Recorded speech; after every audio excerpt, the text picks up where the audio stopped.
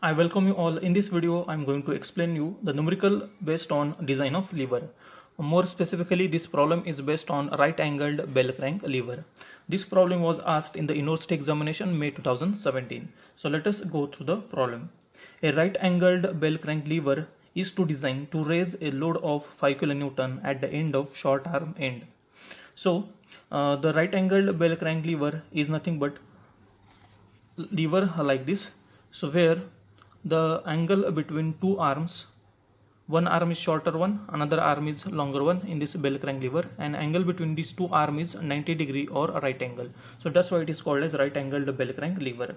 That we have to design to raise a load of 5 kilonewton.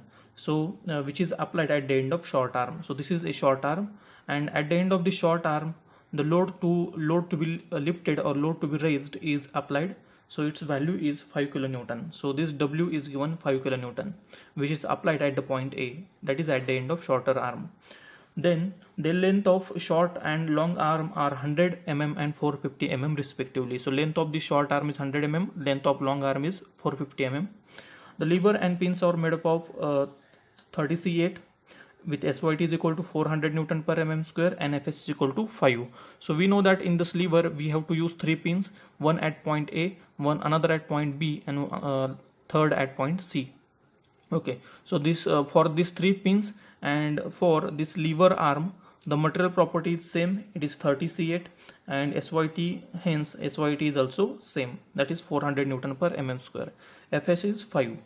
The permissible bearing pressure which is required to design pin, that is PB, is given 10 Newton per mm square.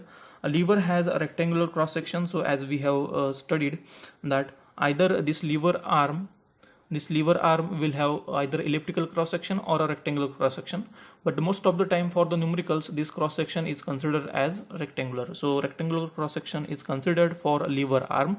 Okay, then the ratio of width to thickness is 3:1, that is B upon T is equal to 3 upon 1. So this proportion is given between width and thickness of cross section. Then similarly, proportion of diameter length of pin to the diameter of pin, this proportion is given, it is 1.25:1.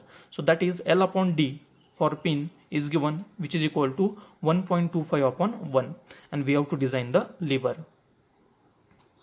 Now let us begin with the given data for this numerical. First of all, we will draw the diagram for a right angled bell crank lever, and the length of short arm, long arm, we will show the force to be raised, the load to be raised is applied at the end of short arm, that is 5 kilonewton, that will show. Okay, and then we will write the remaining given data which is given in the statement. So this is a right angled bell crank lever. One arm is shorter, another arm is longer. This is the fulcrum about which this right angled bell crank lever can pivot either in anti-clockwise direction or clockwise direction. So at the end of a shorter arm, always the load to be raised or load to be lifted is applied. So this load is given 5 kilonewton. So we will show here this load 5 kilonewton. So let us give notation to this load to be raised as W, and it is 5 kilonewton. You can give any notation, and always the effort to lift this load or effort required to raise this load 5 kilonewton is applied at the end of long arm. So we will give notation to this effort applied as P, which is not given in the problem statement. Then the length of this short arm is given 100 mm. So let us write this length as 100 mm. And length of this longer arm is given 450 mm. So let us write this length as 450 mm. Not necessary to give notation to this length, okay, because directly we will use this length to find out the necessary parameters. Then remaining things is the reaction at this fulcrum. Okay, so always there has to be reaction at this fulcrum, and that we have to show here like this. So this is the reaction at fulcrum, and this reaction is due to the load to be raised and effort applied at these ends of lever arm, and this reaction is denoted by R. Okay, so remaining things we will write in this given data, that is the material of lever and pin, material property SYT is given. So that let us write this. So remaining data in the from the problem statement that we have to write is for lever and pin material property SYT is given, it is 400 Newton per mm square. So let us write this. Then Fs is given to find out which is required to find out permissible stresses. Fs is 5. Then the permissible bearing pressure, it is 10 Newton per mm square, which is required to design pin. It is denoted by PB. So let us write its value 10 Newton per mm square. So this is the permissible bearing pressure required to design pin. Then for a lever, the lever has a rectangular cross section, okay, and the proportion of width to thickness is given 3:1. So this proportion, that is ratio, that means width upon thickness for the lever arm cross section is equal to B upon T. Its notations, width is denoted by B, thickness is denoted by T, and this proportion is given 3:1, that is 3/1. Similarly, for pin, the length of pin to the diameter of pin, this ratio is given 1.25:1, that is length of pin upon diameter of pin is equal to L upon D, L for length of pin, D for diameter of pin, and this ratio is given, or this proportion is given 1.25:1, that is 1.25/1, and we have to design the lever. Now after writing this given data, let us calculate the permissible stresses. Now let us calculate the permissible stresses. Now as the material property for lever and pin is same, okay, as SYT is same for lever and pin, so permissible stresses are also same for lever and pin. So let us calculate these permissible stresses. Now the first permissible stress that we required is permissible crushing stress sigma c, which is required to design pin. So sigma c is given as SYC upon Fs, but we know that SYC is always equal to SYT, so we can write here SYC upon Fs is equal to SYT upon Fs. So value of SYT is given, it is 400, Fs is 5. So if you calculate this, you will get the answer of this sigma c as 80 Newton per mm square. Second permissible stress that we require to design pin is permissible bearing pressure PB, and PB is directly given in the numerical statement. It is 10 Newton per mm square, or we can write megapascal. Okay, so value of PB is given. So remember that always the value of permissible bearing pressure will be given in the numerical statement. We don't have to calculate this value of permissible bearing pressure. Now the third permissible stress that we require to design pin is permissible shear stress tau. Tau is given by SSY upon Fs. We know that SSY is equal to 0.5 SYT upon Fs. SYT is 400, so let us put this value.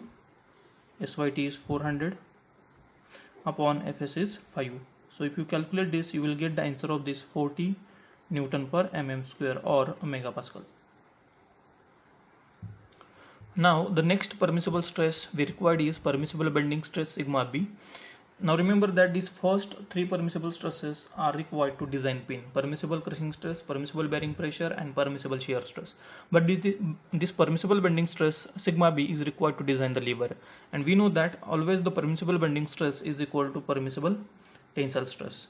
And as it is required for lever, and as the material of lever and pin is same, so we can refer this sigma t as sigma t for this, which is already calculated. Okay, so we have already calculated the sigma t, that is sigma c, because sigma c and sigma t is same. So if you want to calculate the sigma t again, you can calculate. So sigma t, we know that it is SYT upon Fs. Okay, already we have calculated this SYT upon Fs value, and it is 80 Newton per mm square. But just for the calculation purpose, we will put the value of SYT, we will put the value of Fs, and we will write this answer 80 Newton per mm square. Okay, so as the material property of lever and pin is same, so all these four permissible stresses can be used for lever and pin. But remember that these first three permissible stresses are required for pin, and permissible bending stress is required for lever. Now after calculating the permissible stresses, let us begin with the design of lever. So step number 1 is force calculation. Remember that in this force calculation step, we have to calculate P, W or R, whichever is unknown. Okay, so to find out this P, W or R, we have to consider this diagram of right angled bell crank lever, which we have drawn earlier. So this is a bell crank lever, right angled bell crank lever. So we have been given the value of this force 5 kN, which is applied at the end of shorter arm, and we have given the notation W.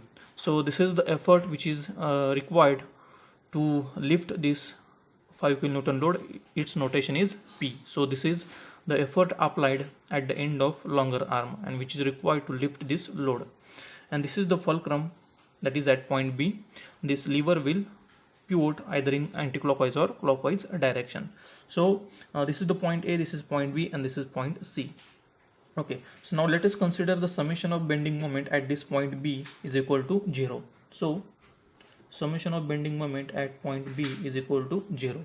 So if we take the bending moment by considering the force applied at point A, that is 5 kilonewton, and the distance from the fulcrum is 100 mm, so we can write here 5 into 10 raised to 3, because this 5 kilonewton we have to convert it into Newton, so we have to multiply by 10 raised to 3. So force is 5 into 10 raised to 3 Newton, and distance is 100 mm from this fulcrum, that is from point B, 100 minus this force P is unknown, so I will write here force P as it is, into this distance is 450 is equal to 0.